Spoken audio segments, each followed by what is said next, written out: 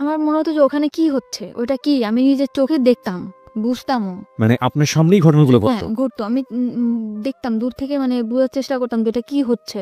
এমনকি রুমের মধ্যে ঢুকলেও দেখতাম ওরকম অবস্থায়, কিংবা ওরকমই থাকতো। ওকে। তো আমি তখন আমার নানুরে জিজ্ঞেস করতাম, কিংবা আমার খালাদের জিজ্ঞেস করতাম যে এটা কেন হয়। ওনারা কিছু বলতো না? না, ওনারা কিছু বলতো না, বলতো তোমার মার সাথে ওনার সম্পর্ক আছে। তাহলে মার সাথে যদি সম্পর্ক থাকবে, তাহলে বোনের স্বামী হয় কিভাবে? এরকম আমার মাথার মধ্যে সবসময় এটাই করতো। আর আমার চিন্তা ছিল যে ওইটা ওখানে কি হচ্ছে। এই জন্য আমি আস্তে আস্তে বড় হলাম। তখন ক্লাস 6-এ যখন পড়ি, তখন একটা ছেলের সাথে আমার সম্পর্ক হয়। আকাশ, এরকম আমার মা আর ভাইয়া এগুলো করে, তুমি আমার সাথে করবা? তখন ও বললো যে তুমি অনেক ছোট, আর আমাদের মধ্যে এরকম কেন হবে, যা হবে বিয়ের পর হবে। যেই খবর ওরা, আমি বলছি যে চলো আমরা একটা কিছু করি, ওইখানে কি হয় তুমি আমার একটু বুঝাও। যখনই বলতাম একটু বুঝাও, ও এড়াই যেত, কেমন জানি করতো না। ও আবার অনেক খারাপ ছিল ছেলেটা, যেরকম অনেক ধরনের নেশা করতো, এর জিনিস চিন্তাই করতো, ও করতো। তারপরেও ওরাকে আমি অনেক ভালোবাসতাম। ওই বিষয়টা আমার মাথার মধ্যে সবসময় থাকতো যে ওইটা কি, ওইটা আমার জানতে হবে, ওইটা কি। মানে বাবা মা এবং দুলা ভাইকে যে অবস্থায় দেখেছেন? দেখছি। তখন আমি আরেকটা ছেলের সাথে সম্পর্ক হয়, তার নাম হচ্ছে ইমরান। দোকানে, মানে ওর একটা দোকানে কাজ করতো ও। ওকে স্কুলে যাইতাম আসতাম, ওখানে ওর সাথে আমার রিলেশন হয়। এখন আমি ওকে বললাম যে একটা কিছু করি, তা বলতো কি যে বিয়ে করতে হবে। তাহলে আমি যদি বিয়ে করতে তা চলো। আমার সবসময় ধারণা ছিল যদি বিয়ের পরে এই জিনিসটা হয়, তাহলে ইমরানটা আমি যেভাবে বিয়ে করব। প্রতিটি অপরাধ এবং ভুল দাঁড়িয়ে থাকে গোপন কিছু ঘটনার উপর। আমরা সেই গোপনকে আনতে চাই সবার সামনে। দূরত্ব ছিল এরকম যে আমার মারে ততটা বেশি পছন্দ করতাম না, কারণ তার একটা সমস্যা ছিল কি, সে আমার বোনের যে হাজবেন্ড ছিল তার সাথে একটা ফিজিক্যাল রিলেশন ছিল। মেমোরি নেই না, আমার ছোটবেলা থেকে কোনো মনে ছিল না। শুধু এটাই মনে পড়ে যে আমার মার সাথে আমার বেশি দূরত্ব ছিল একটা কারণেই। আপনার বোনের বিয়ে হয়েছিল মানে কত বছর বয়সে? বোনের বিয়ে হয়েছিল কত বছর বয়সে এটা বলতে পারবো না, কিন্তু ওর বিয়ে ছিল ক্লাস 3-তে থাকতে। ক্লাস 3-তে থাকতে আপনার বোনের বিয়ে হয়েছিল? মানে কিভাবে এটা পসিবল? আপনি কি জেনেছেন পুরো স্টোরিটা আমাদেরকে একটু বলেন তো। আমি পুরো ক্লিয়ার হয়েছে মানুষের কাছ থেকে যে আমার যে বোনের হাজবেন্ড ছিল, ওনার সাথে আমার মায়ের একটা ফিজিক্যাল রিলেশন ছিল। এটা আপনি মানুষের কাছ থেকে শুনতেন? কার কার কাছ থেকে শুনতেন? এটা আমার নানুর কাছ থেকে শুনতাম, আচ্ছা। আমার খালাদের কাছ থেকে শুনতাম। আমরা তো আমার নানুদের ফ্যামিলিতে বড় হয়েছি, আমার দাদা বাড়ি বরিশাল। আপনার সামনে কিভাবে বলতো তারা? আমি জিজ্ঞাসা করতাম যে কি জিজ্ঞাসা তার করতেন? ভাইয়া এরকম কেন করে। মার ভাইয়া এরকম কেন করে? হ্যাঁ, তখন আমারে বলতো যে তোর ভাইয়ার সাথে তোর মার সম্পর্ক আছে, প্রেম আছে। এইগুলো কারা বলতো? আমার খালা বলতো, নানু বলতো, মামিরা বলতো, এরা বলতো। তখন আমি বলতাম যে প্রেম কি জিনিস। তখন আমি ছোট ছিলাম, আমি ততটা হয়তো বা বুঝতাম না। ওকে। তো তখন আমি সবসময় যখন আপনি এগুলো শুনতেন, আপনি তো অনেক ছোট ছিলেন, আপনার ভেতরে ফিলটা কি হতো? আমার মনে হতো যে ওখানে কি হচ্ছে, ওইটা কি আমি নিজের চোখে দেখতাম, বুঝতামও। মানে আপনার সামনেই ঘটনাগুলো ঘটতো। আমি দেখতাম দূর থেকে, মানে বোঝার চেষ্টা করতাম যে এটা কি হচ্ছে। এমনকি রুমের মধ্যে ঢুকলেও দেখতাম ওরকম অবস্থায়, কিংবা ওরকমই থাকতো। ওকে। তো আমি তখন আমার নানুরে জিজ্ঞেস করতাম, কিংবা আমার খালাদের জিজ্ঞেস করতাম যে এটা কেন হয়। ওনারা কিছু বলতো না? না, ওনারা কিছু বলতো না, বলতো তোমার মার সাথে ওনার সম্পর্ক আছে। তাহলে মার সাথে যদি সম্পর্ক থাকবে, তাহলে বোনের স্বামী হয় কিভাবে? এরকম আমার মাথার মধ্যে সবসময় এটাই করতো। আর আমার চিন্তা ছিল যে ওইটা ওখানে কি হচ্ছে। এই জন্য আমি আস্তে আস্তে বড় হলাম। তখন ক্লাস 6-এ যখন পড়ি, তখন একটা ছেলের সাথে আমার সম্পর্ক হয়। এগুলো নিয়ে আপনি আপনার মাকে কখনো জিজ্ঞেস করেন? মাকে কখনো জিজ্ঞাসা করিনি। আপনার মা কি জানতো যে আপনি এটা দেখছেন? হ্যাঁ, আমার মা জানতো আমি দেখছি, এবং আমার ফ্যামিলি সবাই জানতো। আমার বাবা, এভরিবডি নোজ ইট। সবাই জানতো। জানার পরেও বিষয়গুলো নিয়ে কোনো কথা হতো না, কোনো ধরনের কোনো ঝামেলা হতো না ফ্যামিলিতে? পুরো ফ্যামিলি তারপরেই ডিপেন্ড করতো। কার উপর?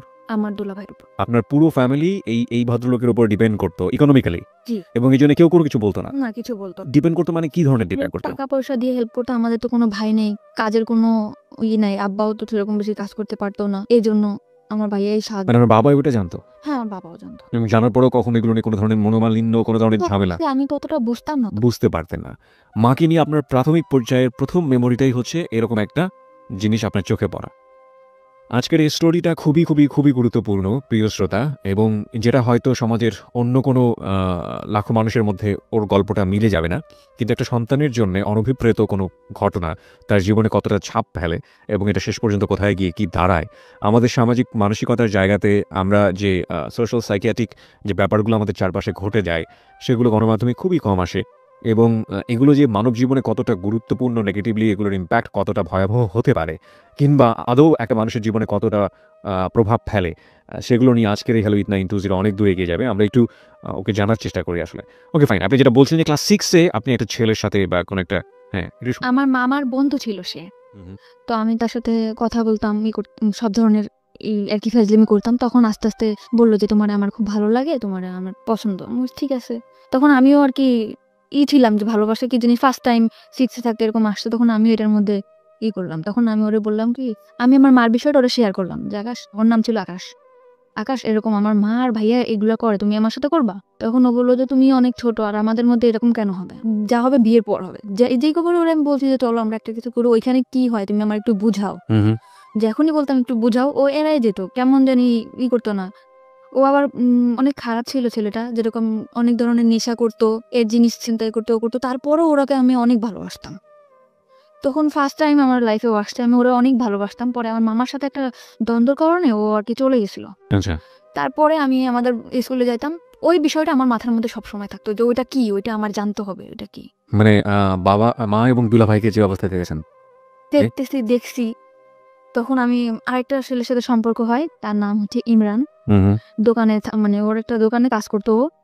ওকে স্কুলে যাইতাম আসতাম, ওখানে ওর সাথে আমার রিলেশন হয়। তখন আমি ওকে বললাম যে একটা কিছু করি, তা বলতো কি যে বিয়ে করতে হবে। তাহলে আমি যদি বিয়ে করতে তো চলো, আমার সবসময় ধারণা ছিল যদি বিয়ের পরে এই জিনিসটা হয় তাহলে ইমরানটা আমি যেভাবে বিয়ে করবো। একটু জাস্ট বোঝার জন্য, মানে আপনার ওই বিষয়টার প্রতি এক ধরনের কিউরিওসিটি গ্রো করে। সবসময় মাথার মধ্যে খেলতেছে যে ওইটা কি হচ্ছে, ওখানে কি হলো, আমি ওইটা চাই। আকাশ বললো যে বিয়ে না করে এটা করা যাবে না, এই জন্য আমি চিন্তা করলাম যে আমি এটা বিয়েই করবো, সে যেই ছেলেই হোক। বিয়ে জিনিসটাও কি আপনি বুঝতেন না? আপনি এই বিষয়টা মার সাথেও কখনো শেয়ার করেননি, বড় বোনের সাথেও কখনো শেয়ার করেননি? আমি কারোর সাথে শেয়ার করি নাই। কেন কারোর সাথে করেননি? আমি মার সাথেও কথা বলতাম না, বড় বোনের সাথেও কথা বলতাম না, খুব কম। বড় বোনের সঙ্গে কেন কথা বলতেন? সবকিছু জানতো তো, জানার পরেও সেই বিষয়গুলোর না আপনি বুঝতেন ব্যাপারটা খারাপ? হ্যাঁ অবশ্যই, কারণ যেখানে ঘরের আড়ালে হইতেছে, একটা কোণে হচ্ছে, অন্ধকারে হচ্ছে, তখন কেন এটা হবে না? আমার নানুদেরকে জিজ্ঞেস করলে বলতো যে এরকম এরকম ভালো না, উল্টাপাল্টা কথা বলতো। তো এগুলো নিয়ে আপনার মার সঙ্গে নানুদের সঙ্গে কোনো ঝামেলা? কথায় খালার সাথে সবসময় প্রশ্ন করতাম, কিন্তু মার সাথে তত বেশি আমার মনে পড়ে না। হয়তো বা করছি কি করি নাই, কিন্তু আমার মনে পড়ে না যে মাকে কখনো প্রশ্ন করছি যে মা তুমি এটা কেন করছো। Curiosity, the ultimate thing is curiosity. এবং এই কৌতূহলের কারণে আপনি একটা ছেলেকে প্রপোজ করলেন যে বিয়ে করবেন বা এরকম কিছু একটা, কারণ ও বলছিল যেগুলো বিয়ের পরে হয়, আপনার কিউরিওসিটির জায়গা থেকে। আমাকে বলছিল এটা বিয়ের পরে হবে, তো আমি বলছি ঠিক আছে তাহলে আমি বিয়ে করতে চাই। ও ঘুরাইতে ঘুরাইতে 7 মাস কেটে গেল। 7 মাস পরে ওরা আমি খুব জোর করলাম যে আমাকে এখন বিয়ে করতেই হবে। তখন আমি বাসা থেকে পালাই গেলাম। পালাই ওর একটা ফ্রেন্ডের বাসা গেলাম। যাওয়ার পরে সে রাত্রের বেলা অনেক দূর ওর ফ্রেন্ডের বাসা, ওদের বাসাও আমাকে নেয় নাই। মানে ও বেশি বড় না, দুজন মানে 2 বছরের বড় ছোট এরকম হবে, আর তত বেশি ভালো কাজও করে না যে আমার চালাইতে পারবে। তারপরেও ফ্যামিলির অমতে বিয়ে করছে আমার ওই যে। ওর সাথে আপনার বয়সের ডিফারেন্স কত ছিল? 2 বছর। মাত্র 2 বছরে? তখন আপনি ক্লাস 6-এ পড়েন, তার মানে আপনার বয়স যদি 11 হয়ে থাকে তাহলে ওর বয়স 13 থেকে 14 বছর। না, তখন আমি ক্লাস 8-এ পড়ি। তখন আপনি ক্লাস 8-এ পড়েন। ওকে, তার মানে আপনিও নাবালিকা এবং সেও নাবালক বলা যেতে পারে। তখন আপনার সে 2 বছরের বড় হলে ওর বয়স 16 বছরের মতো হবে, আপনার তখন 14-র মতো। ওকে, বলুন তারপর। তারপরে আমাদের ওই রাত্রেবেলা আমি ওরে বললাম যে এখন তো কিছু করতে পারো, তো বলতেছে যে হ্যাঁ অবশ্যই করতে পারি। তখন আমাদের মধ্যে হলো, তখন আমি বুঝতে পারলাম যে এই জিনিসটা এইটাই, এটার মধ্যে তেমন কোনো কিছুই না, এইটাই। তখন আমি আমার মার প্রতি আমার তত আরো বেশি ক্ষোভ হলো, ঘৃণা হলো যে এই কাজটা তো হাজবেন্ড ওয়াইফ করতে পারে, তো আমার মা আর দুলাভাই কেন করবে। এরপরে ওর বাড়িতে নিয়ে গেল 3-4 দিন পর, ওর ফ্যামিলি থেকে মানতে চায় না, তারপরও মেনে নিল। মানে আপনি বিয়ে করার পর আপনার ফ্যামিলিতে জানালেন যে? হ্যাঁ, আমার ফ্যামিলি থেকে তো অনেক ঝামেলা করতেছে, ওই যে আমার সে মামা আসে তো মনে করেন ওরে মারটা দিতে যেতেছে, এ করতেছে ও করতেছে, ওর নামে কেস করবে। বিয়েটা আপনারা কোথায় করলেন, কিভাবে করলেন? বিয়েটা করছি কাজী অফিসে, আমার নিবন্ধনের কাগজও চাইছিল, ওর একটা বড় ভাইরা দিয়া আর কি 18 বছর করে নিছিল। তখন একটা কাজীরে দিয়ে আমার বিয়েটা করাইছিল। তারপর বাড়িতে আসলাম, পরে আমার মা বললো ঠিক আছে মাইনে নেবো, তো তুমি বাসায় আসো। তো আমি বললাম ঠিক আছে বাসায় আসতে বেড়াইতেছি। তখন আমার মা ওরে খুব মার দিল। মার দেওয়ার পর আমি রাত্রে আবার চলে গেলাম। রাত্রে চলে গেলাম ওর বাসায়, যে মারাদুর যখন করছে আমি বাসাতেই থাকবো, আমার বাসায় আমি আর আসবো না, আমার ফ্যামিলির সাথে টোটাল যোগাযোগ বন্ধ। হঠাৎ করে একদিন আকাশ আমার হাজবেন্ডের নাম্বারে ফোন দিছে যে আমি ওর মামা হয়ে কথা বলবো। আমার আকাশের প্রতি অনেক বেশি ভালোবাসা ছিল। আকাশ মানে তোমার ফার্স্ট লাভ? হ্যাঁ। তখন আমার মা বাবা বললো যে তুই যদি আকাশের সাথে বিয়ে করতিস তাও মানে নিতাম, তো তুই ফিরায়, আমরা একদম তোর তো ছোটবেলা থেকেই স্বপ্ন ছিল, মানে আমার ইচ্ছা ছিল যে আমার একটা ফ্যামিলি হবে, সুন্দর শ্বশুর বাড়ি। আমি সবসময় গল্প করতাম যে আমার এরকম শ্বশুর বাড়ি হবে ওরকম। তখন বললো যে আকাশের সাথে বিয়ে কর, বিয়ে করার পরে তো আমরা মেনে নিব। তখন আমি বললাম যে ঠিক আছে। ইমরানকে কিন্তু আমি সত্যি ভালোবাসতাম না, শুধু ওই বিষয়টা জানার জন্যই আমি তার বিয়ে করছিলাম। মানে শুধু কিউরিওসিটি নিবারণ করার জন্য। My goodness. ওকে। পরে আমি আকাশে বললাম ঠিক আছে আকাশ, আমি তোমার বিয়ে করবো, তুমি আমার বিয়ে করবা? তখন আমার মা ওরে শিখা দিল যে বলো যে হ্যাঁ বিয়ে করবো। তখন বললো যে হ্যাঁ অবশ্যই তোমার বিয়ে করবো, তোমার আমি ভালোবাসি না। তখন আমি আমার বাড়িতে চলে আসলাম, আসার পরে তার 4 দিন পর ডিভোর্স করলাম ওরে। মানে ডিভোর্স করলেন আপনি নিজের ইচ্ছা? আমি নিজে ইচ্ছা ডিভোর্স। জাস্ট এই কথাটা বলাতেই ফ্যামিলি থেকে যে আকাশের ব্যাপারটা হলে হতো, হ্যাঁ আপনি নিজে থেকে আমার ডিভোর্স মা করে দেন। বাবা সবাই বললো যে হ্যাঁ ঠিক। মা বাবা বলে নাই, বাবা কখনোই আমার কোনো কথার মধ্যে আসে নাই। মা বললো, বোন বললো যে ঠিক আছে ওর সাথে বিয়ে দেবো, তুই আয়। তখন আমি চলে আসলাম, আয়সা আমি বললাম ঠিক আছে আকাশের সাথে বিয়ে দাও। এখন আকাশের সাথে আমার বিয়ে দিতে চায় না। এখানে একটা বিষয় আপনাদেরকে একটু নোট করে প্রিয় শ্রোতা, আমাদের মানে পারিপার্শ্বিক এবং সামাজিক জায়গা থেকে সেক্সুয়াল এডুকেশন বা কি বলা যেতে পারে এটাকে, যৌন শিক্ষা আমরা যেটাকে বলি, সেটা প্রপারলি হয় না। এর কারণ আমাদের সোসাইটিতে এটাকে ট্যাবু মনে করা হয় এবং এটা একটা গোপন বিষয়। এটাকে নিয়ে কথাবার্তা বলা সন্তানদের সামনে কিংবা এই বিষয়টা নিয়ে এইভাবে ওপেনলি একটা কথা হতে পারে, এই বিষয়গুলো আমাদের সমাজের চোখে ভালোভাবে দেখা হয় না। কিন্তু কিউরিওসিটির জায়গাতে একজন নাবালিকা কিংবা একটা শিশু যদি এই বিষয়টি কোনোভাবেই ভুল ব্যাখ্যার শিকার হন কিংবা কিউরিওসিটির জায়গাতে তাকে যদি প্রপারলি এডুকেশনটা না দেওয়া হয়, সেটা তার জীবনে আসলে কি হতে পারে সেটার একটা বেস্ট এক্সাম্পল হচ্ছে আমাদের আজকের এই পাখির জীবনের প্রথম পর্যায়ের একটা গল্প। শুধুমাত্র একটা অবৈধ সম্পর্ক, যেটা বোঝে না অবৈধ সেটাও সে বোঝে না, এরকম একটা সম্পর্ক দেখে তার ভেতরে কিউরিওসিটি হয়েছিল যে আসলে জিনিসটা কি, এটা আমি বুঝতে চাই, এবং তার জন্য সে বিয়ে করে ফেলেছে। না সে বিয়ে জানে, না সে শারীরিক কোনো সম্পর্ক জানে। আমি স্পেশালি থ্যাঙ্কস জানাই যে ইদানিং আমাদের শিক্ষাক্রমে ক্লাস 8-এর পাঠ্য বইয়ের পাশাপাশি এরকম বিশেষ করে সেক্সুয়াল এডুকেশনের জন্য একটি পাঠ্য বইয়ের ব্যবস্থা করা হয়েছে এবং যেখানে খুব সুন্দরভাবে বিষয়গুলোর ব্যাখ্যা দেওয়া হয়েছে শারীরিক জ্ঞান অর্জনের জন্য। কোনটা পজিটিভ, কোনটা নেগেটিভ, হলে কী ধরনের ক্ষতি হতে পারে এবং এটা কোন বয়সে গিয়ে কী করা উচিত। আমার মনে হয় এটা আমাদের বিশেষ করে এই ধরনের ঘটনা থেকে অনেকখানি বাচ্চাদেরকে দূরে রাখবে। তবে দিস ইজ রিয়েলি টাফ, কারণ যেই ব্যারিয়ারটা আমরা ভাঙার চেষ্টা করছি এতদিন, যে ধরনের একটা অবয়ের মধ্যে ছিলাম, এগুলো নিয়ে কথা বলা যায় না, এগুলো নিয়ে কথা বলা পাপ, এগুলো নিয়ে কথা বলা অন্যায়, এবং এই ধরনের ব্যাপারে ছেলেমেয়েদেরকে সামনে নিয়ে আসা, ছেলেমেয়েদের এই কিউরিওসিটিগুলো নিবারণ করা বা ওদের এইসব বিষয় কিউরিওসিটি দেখলে ওদেরকে দমিয়ে দেয়া, এই বিষয়গুলো মারাত্মক রকমভাবে টাফ করে দিবে আমাদের এই বিষয়টাকে। কিন্তু আমার মনে হয় যে যদি পজিটিভ কোনো রেজাল্ট আমরা পাই এবং পাওয়ার সম্ভাবনা যেহেতু আছে, সুতরাং এই জিনিসগুলোকে পজিটিভলি ছেলেমেয়েদের সামনে আনা উচিত। কোনটা ভালো কোনটা মন্দ সেটা তাদেরকে ক্লিয়ার করে বুঝিয়ে দেওয়া উচিত। নইলে গোপনে নিভৃতে এই ধরনের অসংখ্য ঘটনা সমাজে ঘটে যাচ্ছে যেগুলো আমরা কখনো ফোকাস করি না এবং অনেক সময় জীবনটাকে হেল করে দিতে পারে। বাই দ্য ওয়ে, আমরা ফিরছি আবার আপনার জীবনের গল্পে। তারপর আপনি ডিভোর্স করলেন এবং আপনাকে বললো যে না বিয়ে দেবে না। তখন আমার ফ্যামিলি থেকে বললো ওকে বিয়ে দেওয়ার মতো ছেলে হলো, ও এরকম খারাপ কাজ করে, চুরি করে, এটা করে ওটা করে, ওর সাথে বিয়ে দেবো না। তখন আমি বললাম যে তোমরা তো নিয়ে আসলে, আর আকাশও তো আমি অনেক ভালোবাসি। তখন আকাশে বললাম, আকাশ বললো তুমি আমার সাথে পালাই যাবা? মানে ফোনে বললো, তা আমি বলছি ঠিক আছে আমি তোমার সাথে পালাই যাবো। তো ওর সাথে আমি পালাই যাওয়ার জন্য পুরো প্রস্তুত। পরে আমি ওর সাথে পালাই গেছি। যাওয়ার পরে 3 দিন ওর একটা ফ্রেন্ডের বাসায় নিয়ে আমাকে রাখছে, বলছে যে বিয়ে করি নাই, বিয়ে করবো। তখন একটা কাগজ আমার কাছে নিয়ে আসছে, এনে বলতেছে এটা কোর্ট ম্যারেজ করতে হবে, তুমি এটার মধ্যে সাইন করো।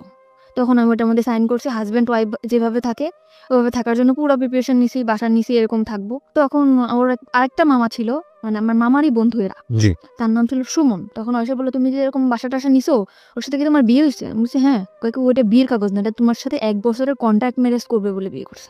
মানে 1 বছরের কন্ট্যাক্ট ম্যারেজ করেছে? ওকে। আমি তখন ওইটাও বুঝি না যে কন্ট্যাক্ট ম্যারেজ আসলে কি। আমি বলছি আমার কাগজটা দেখেন, আমি পড়তে পারবো। তখন আমার ও কাগজটা আকাশও দেখায় না, আকাশ নিখোঁজ। যে এখন ওর সুমন মামার বললো এই কথা, তখন আকাশ নিখোঁজ।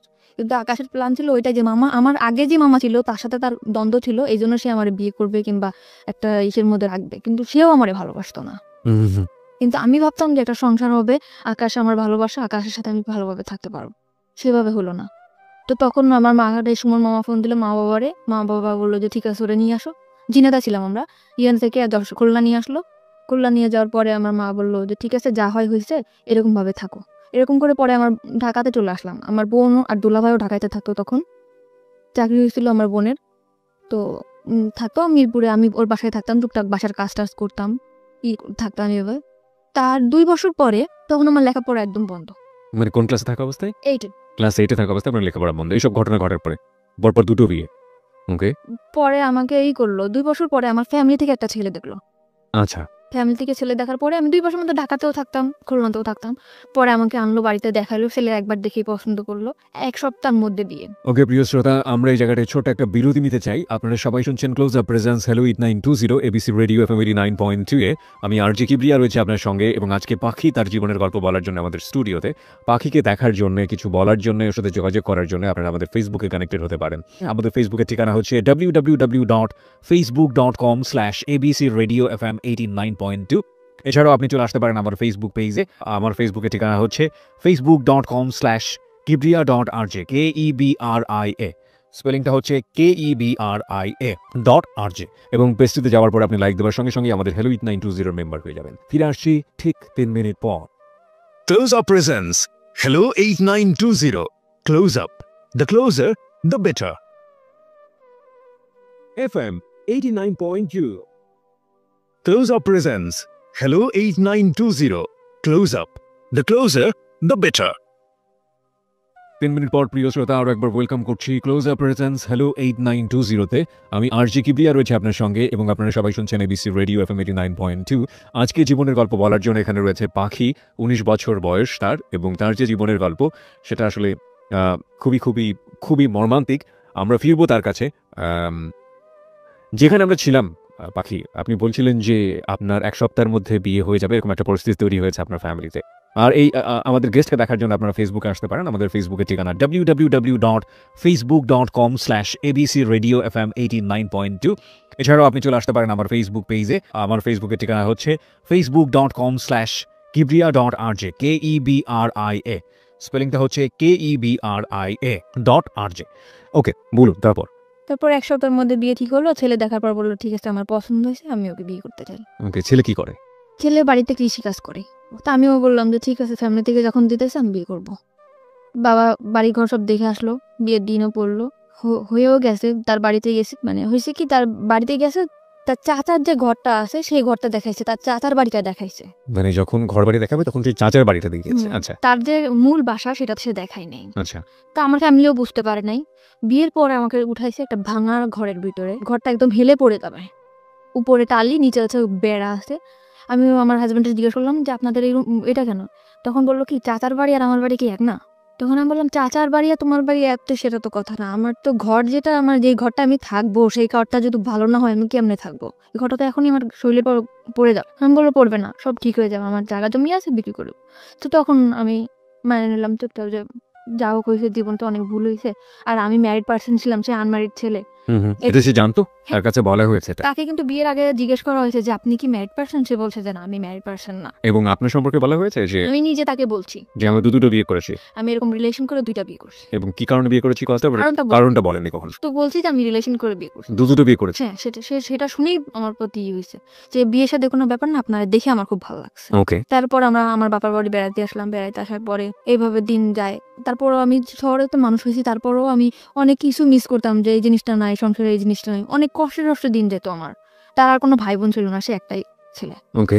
এখন আস্তে আস্তে আমার হাজব্যান্ডের মধ্যে দেখতাম পরিবর্তন। কি পরিবর্তন? সে ফোনে কথা বলে। গ্রামের ছেলে, তাও ফোনে কথা। কি ব্যাপার, তুমি কার সাথে কথা বলো? বলি কথা। তারপর আমি জানতে পারলাম, অনেকভাবে জানতে পারলাম, চেষ্টা করে প্রায় 2-3 মাস পর জানতে পারলাম সে আগে একটা বিয়ে করছিল। সে আমার কাছে মাপটা চাইছে যে আমি বিয়ে করছি, তুমি মাপ করে দাও, আমি তোমার বলতে পারি না। সে বিয়ের আগে তো আমি আপনাকে জিজ্ঞেস করছিলাম, আপনি আমাকে কেন বলেন নাই? ওকে। পরে বলতেছে তোমাকে আমার এত ভালো লাগছে যে তোমার কথা যদি আমি বলতাম তাহলে হয়তো তুমি বিয়েটা রাজি হতো না। আচ্ছা।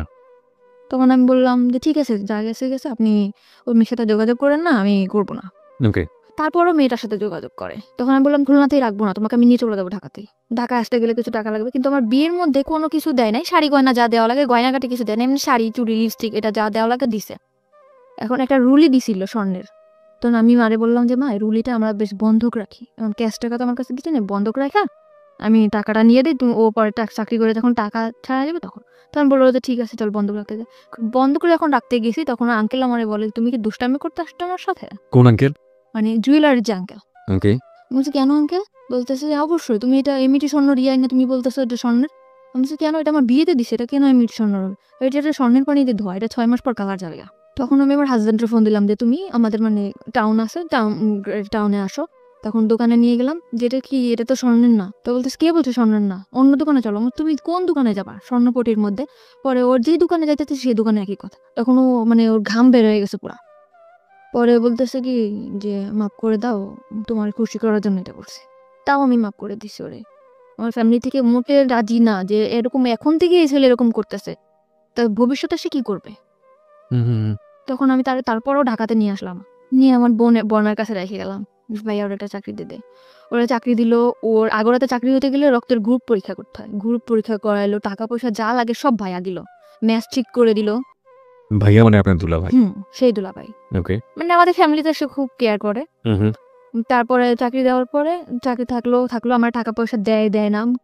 ভাইয়ার শুধু একই কমপ্লেন যে ও নাকি ফোনে কথা বলে। আমি বলছি ফোনে তো আমার সাথেও কথা বলে। তারপরে আমার ভাইয়া বললো যে ঠিক আছে তুইও ঢাকাতে চলে। তখন আপনি কোথায় ছিলেন? আমি আমার মার বাড়িতে ছিলাম। খুলনাতে ছিলেন? জি। তখন আমি ঢাকাতে চলে আসলাম, ভাইয়ার বাসায় থাকতাম। ও ছুটি সেটা পাইলে আসতো, ভাইয়ার বাসায় থাকতাম করতাম। তারপরে আমি বললাম যে ঠিক আছে, ভাইয়ার বাসায় তো মানে গেস্ট যে রুমটা, ড্রয়িং রুমটা যেটারে বলে, ওইটা তো ভাইয়াদের ছুপা নাই, ওটা তো খালি আসতো, ওখানে আমরা একটা পর্দাটা নাই, ওখানেই আমরা সংসার করা শুরু করি। বললো ঠিক আছে। আমাদের মানে ওর রুম নেওয়ার মতো এত বেশি টাকা বেতন পাইতো না, মাত্র 7,000 টাকা বেতন পাইতো। তখন ভাইয়া বললো ঠিক আছে, এই কয় টাকা বেতন পাই তো আর বাইরে থাকা সম্ভব না, তো তোরা আমাদের এখানেই থাক, খাওয়া থাকা পাবো 3,000 টাকা দিবি তোরা দুজনে। তো শুধু খাওয়া থাকা, এছাড়া আমি যে তার ওয়াইফ, একটা কোনো কসমেটিক বা কোনো ড্রেস এগুলা কিছুই দেয় না। তখন আমার বোন বলে যে আমার বোনটা ভালোভাবেই মানুষ হয়েছে, তো তুমি এরকম ওর কিছু দেও না কেন? বলে এটা আমাদের ফ্যামিলি ব্যাপার। তা আমি বললাম ব্যাপার ঠিক আছে, তুই কিছু বলিস না। ভাইয়া তখন আমার ড্রেস যা লাগে দেয়। 7,000 টাকাতে স্যালারি পাইতো, 3,000 টাকা বোনটা দেওয়ার পরে যে কটা টাকা তো বাড়ি পাঠাই দিত। মানে ও বাড়িতে অনেক দেনা ছিল। আচ্ছা আচ্ছা। তো আমি বলতাম যে কবে শেষ হবে, আর আমাদের ঢাকায় আসতে আমরা কি আজীবন ঢাকাতে থাকবো? তোমার বাড়িতে একটা ঘর নাই, ঘর এরকম টুকটাক আর কি ঝগড়া হতো প্রায়।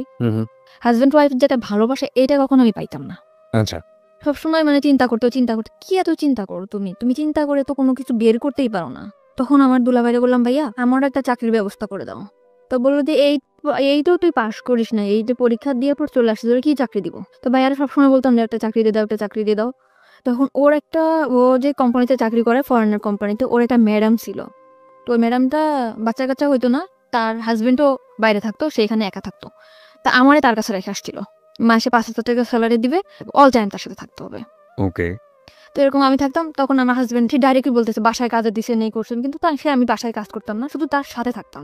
সাথে থেকে আপনার কাজটা কি ছিল? তার যেরকম ল্যাপটপটা ক্যারি করা, হ্যাঁ এটা আমি নিতাম, কিংবা হাতে কোনো পার্স আছে এটা আমি নিয়ে ওনার সাথে সাথে থাকতাম, কারণ ওনার একা একা থাকতে পারতো না। উনি যেখানে যেত আমাকে নিয়ে যেত, আমাকে বেশ বলতো যে আমার বোন, ওনারা ইংরেজিতে কি বলতো আমি জানি না, আমার খুব সুন্দর সুন্দর ড্রেস কিনে দিত, এই যে ওনার সাথে যেটা পরে আমি বেরোতে পারতাম, এরকম করে ওনার মতো করে উনি রাখতো। তখন আমার হাজবেন্ডের আমার ভাইয়ের সাথে অনেক অশান্তি করলো। তখন আমার ভাইয়া বললো ঠিক আছে তোমার চাকরি করতে হবে না, তুমি চলে যাও। তখন আমি বললাম যে ঠিক আছে আমি চাকরি করবো না। তখন আমি বলতাম যে আমার কোনো কাজও করতে দিলা না, তোমার হেল্প করবো তাও তুমি করতে দিলা না। আমি তাই কিন্তু হেল্প করতাম। আমি যে 5,000 টাকা পাইতাম তার থেকে 2,000 টাকা ওরে আমি দিতাম, আর 3,000 টাকা আমি রাখতাম। আচ্ছা। তখন আমার হাজবেন্ড বলতো যে কি এমন কাজ করতাম, মানুষের বাসায় কাজ করতাম, এরকম করে বলতো। তো আমি বলতাম এসব কথা বলবো না, আমি কি কাজ করি তুমি জানতা না। কিন্তু ওই যে ফরেনার ছিল উনি বলতো তুমি আমার সাথে 1 বছর যদি থাকো তোমার লাইফটা পুরো আমি ওকে করে দিয়ে যাবো। তখন চলে আসছি যখন বাসায়, রান্না বান্না করে খাই দেয় এরকম করে। আমার হাজবেন্ড করে কি ওই মেয়ের সাথে যোগাযোগ করে, আগের ওয়াইফের সাথে। তখন আমি বললাম যে তুমি এরকম কেন তার সাথে কথা বলো? বলে যে তার সাথে কথা বলি কে বলছে? এরকম বহুবার আমি হাতে নাতে ধরছি, তারপরে সে স্বীকারই করে না।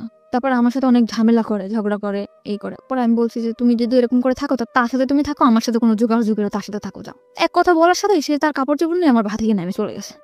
যাওয়ার পরে একটা মেসেজ উঠছে, তখন আমি ফোন দিয়ে আমার ফোন রিসিভ করো না, বলে কি তুমি যদি আমার সাথে আসতে চাও তাহলে এখন আসো। আমি আমার ফ্যামিলির বললাম আমি কি করবো, তোমরা দেখে শুনে বিয়ে দিছো, সে প্রথম থেকে এরকম করতেছে, আমি কি করবো এখন?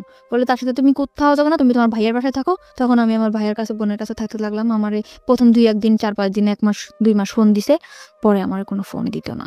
ওকে। তখন আমার ভাইয়ার বলার পরে ভাইয়ার ইটফোর্স সিকিউরিটি সার্ভিসটা আছে, ওখানে যোগাযোগ করে আমার একটা চাকরি নিল লেডিস সিকিউরিটি গার্ডে। তারপরে ওখানে আমি চাকরি করলাম 1 বছর মতো। 1 বছরের মধ্যে আমি কারোর সাথে মিশতাম না। আমি অফিস বাসা অফিস, ঢাকার শহর, মানে এই সময় হাজবেন্ডের সাথে কোনো সম্পর্ক নেই বা ডিভোর্স হয়নি? না। ঢাকার শহর সম্বন্ধে আমার কোনো ধারণাই নেই। বোরকা পরতাম, বেশ বাসা থেকে যেরকম বড় বড় জামা পরতাম, গ্রামে থেকে যেরকম আসতাম ওরকমই ছিলাম। 1 বছর পরে আমার ওই যেখানে চাকরি করতাম ওইখানে একটা ল্যান্ড ওনার ছিল। ল্যান্ড ওনার? ওখান থেকে আমার এসে অফার করে তার সাথে, মানে ওই বিল্ডিং এর ল্যান্ড ওনার? ওকে।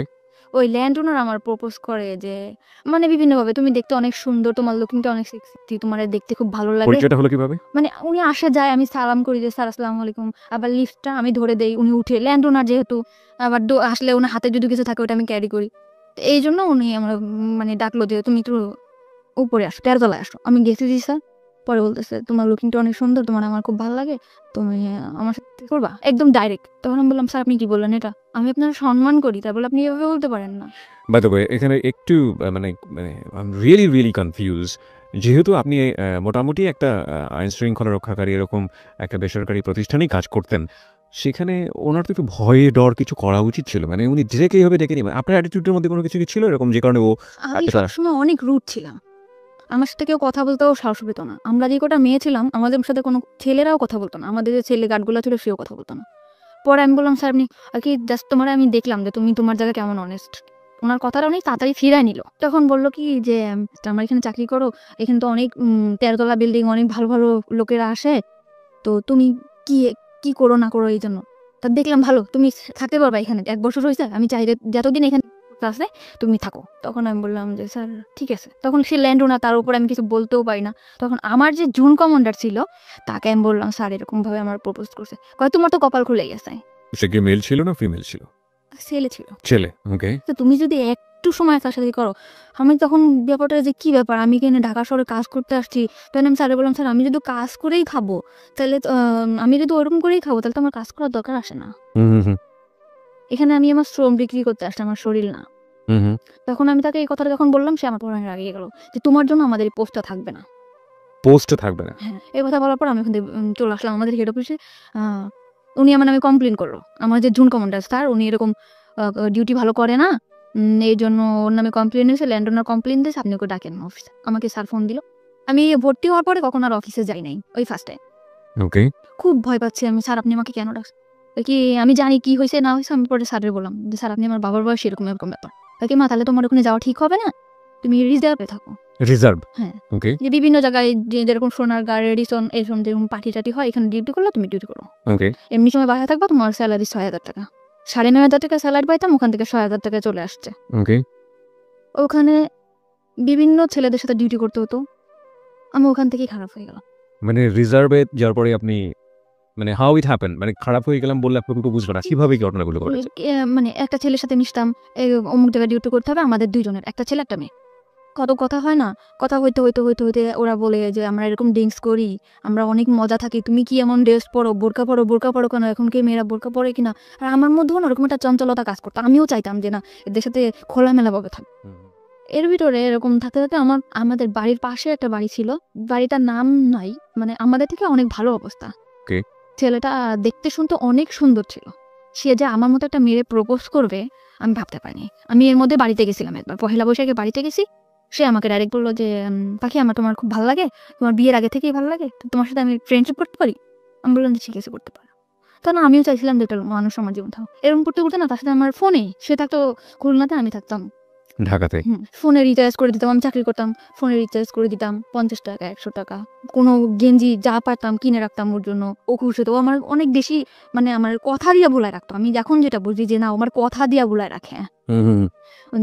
মানে বিভিন্ন রকম কথা বলতো, আমাকে কখনো একটা সুতাও কিনে দিত না, কিন্তু আমি চিন্তা করতাম যে ওরে কি পরলে ভাল লাগবে, কি করলে ভাল লাগবে, এটা করতাম।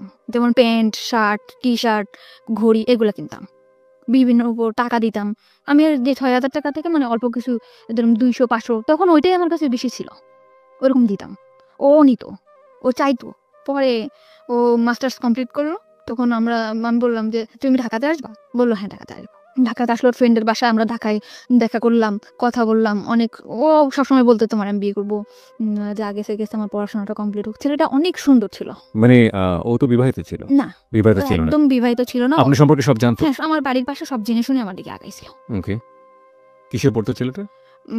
তখন মাস্টার্স করতেছে। মাস্টার্স করছে, আর আপনি দিকে ক্লাস 10ও পাস করেন? না, ওকে।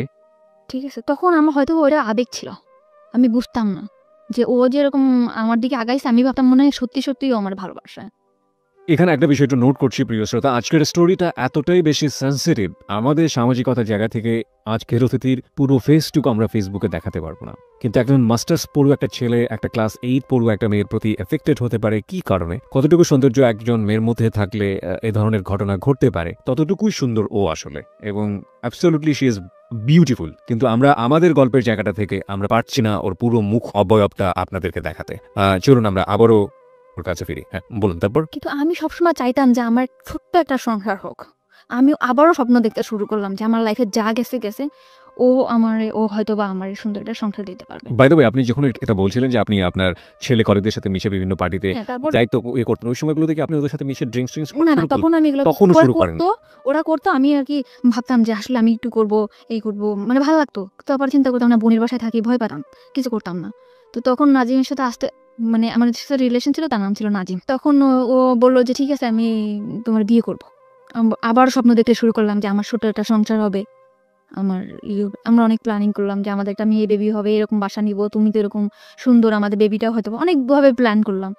পরে আস্তে আস্তে দেখি কি ও ফোনে আমার সাথে তত সময় দেয় না, ফোনে ততটা সময় দিচ্ছে না। কিন্তু কোন ও তো আপনার সম্পর্কে সমস্ত কিছু জানতো, বিশেষ করে দুটো বিয়ে হয়েছে আপনার, এরকম ভাবে আপনি সংসারও করেছেন এবং আমার ফ্যামিলি অবস্থা সবই জানে। সব জানতো।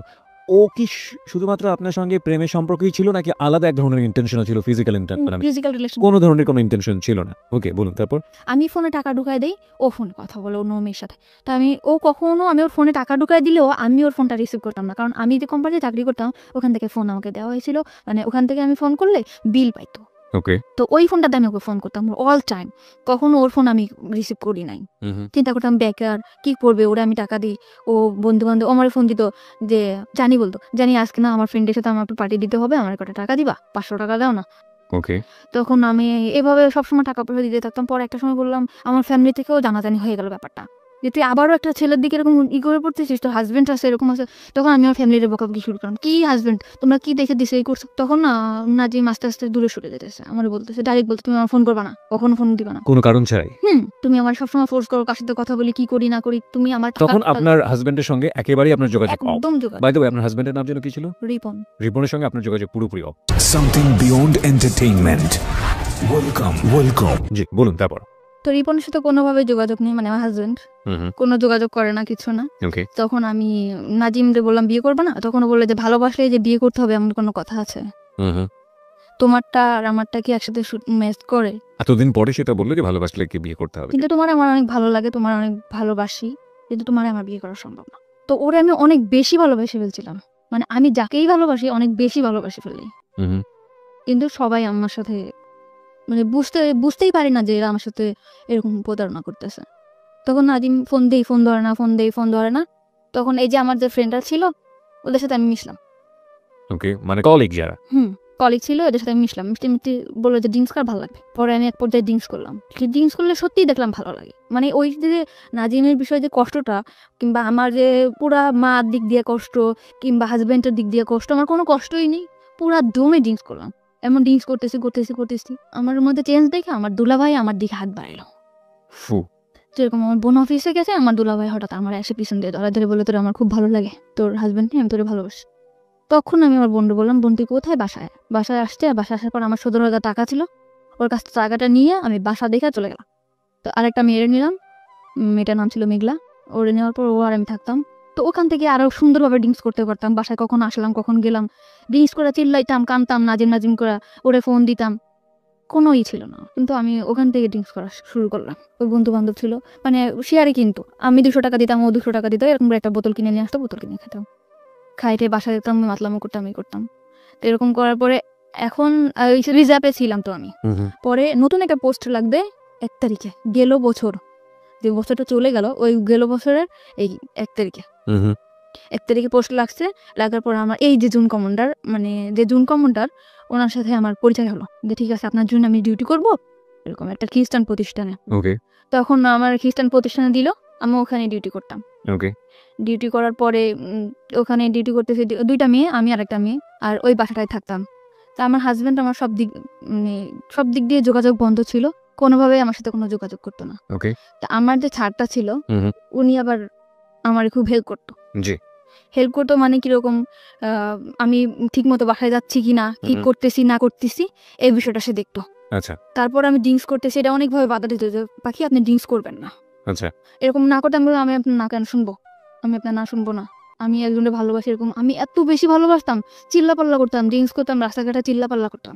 ওকে তখন আমারে বললো যে একটা মানুষ এত ভালোবাসতে পারে। তখন আমার ওই স্যার নাজিমকে ফোন দিল যে ভাইয়া একটা মেয়ে আপনাকে কতটা ভালোবাসে। তখন ও বললো যে হ্যাঁ মেয়েটা অনেক ভালো, আমিও ওকে ভালোবাসি, কিন্তু ওকে আমার পক্ষে বিয়ে করা সম্ভব না।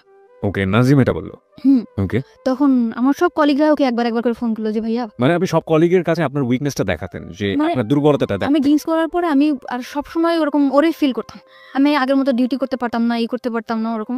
ওকে তারপরে আমার করলো, আমি ওখান থেকে সরে আসলাম আস্তে আস্তে, মানে ফ্রেন্ডদের কাছ থেকে সরে আসলাম, কিন্তু আমি বাসায় ড্রিঙ্কস করতাম। তখন আমার স্যার বললো যে তুমি এভাবে ড্রিঙ্কস করো না পাখি, তুমি আসলে অনেক ভালো মেয়ে, এরকম বিভিন্ন রকম কথা বলতো। কিন্তু ওই পোস্টায় আমি ঠিক মতো আবার ডিউটিটা করতাম, আমার কোনো জায়গা থেকে আমার ডিউটির কারণে কখনো চাকরিটা যেত না।